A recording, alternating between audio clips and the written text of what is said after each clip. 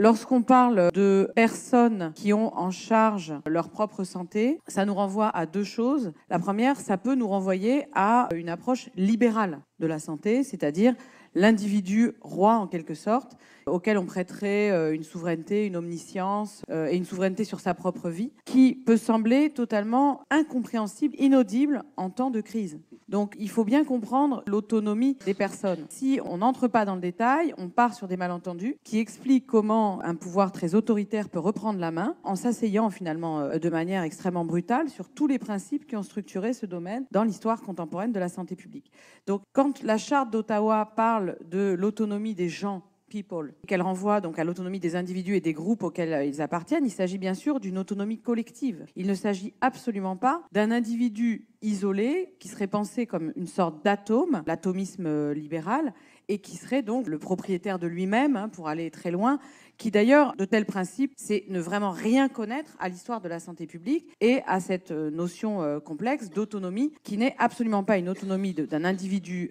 qui serait le propriétaire de lui-même, qui serait le souverain, qui aurait le droit d'acheter tous les 4x4 qu'il a envie d'acheter, de polluer la terre et éventuellement de contaminer tout le monde autour de lui. Ce n'est absolument pas de cette figure dont il s'agit. C'est de penser une autonomie en santé, parce que les gens en santé publique ont découvert que non seulement, évidemment, ça cadre avec nos principes éthiques, le consentement libre et éclairé du patient, qui est une autre histoire, c'est pas la même histoire, c'est pas l'histoire de la santé publique, c'est l'histoire de l'éthique biomédicale, c'est une autre histoire, mais les deux histoires se croisent, mais il se trouve que pour les praticiens de santé publique, il est en fait beaucoup plus efficace sur le plan sanitaire de s'appuyer sur l'autonomie des sujets concernés plutôt que de leur imposer de manière autoritaire des mesures qui, en réalité, on le voit dans la longue durée, ne seront mal appropriées, ne seront pas appropriées, ne seront pas appliquées. Donc en réalité, à la fois, on respecte l'autonomie des personnes, mais en plus, on est beaucoup plus efficace en santé publique quand on part dans cette direction. Alors là où les choses se compliquent et où il faut être un peu subtil, c'est que cette autonomie n'étant pas l'autonomie d'atomes, d'individus considérés comme des atomes interdépendants,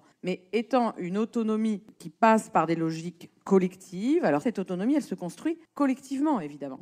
Donc il s'agit d'une construction collective, des mesures de santé publique, de s'appuyer sur les collectifs qui sont en voie de constitution ou qui sont déjà constitués. Et en d'autres termes, il s'agit de comprendre que la santé est une affaire qui se construit démocratiquement, parce que c'est ça, au fond, que cela signifie. Et dans ce cas-là, il faut bien comprendre que la démocratie ne renvoie pas à une collection d'individus atomiques faisant des choix plus ou moins éclairés selon leur goût et leur couleur, et on aurait à la fin une société totalement délitée où il n'y a aucune cohérence. Mais l'autonomie dont il s'agit, c'est une autonomie qui se construit collectivement, par les dynamiques populationnelles, par les dynamiques collectives.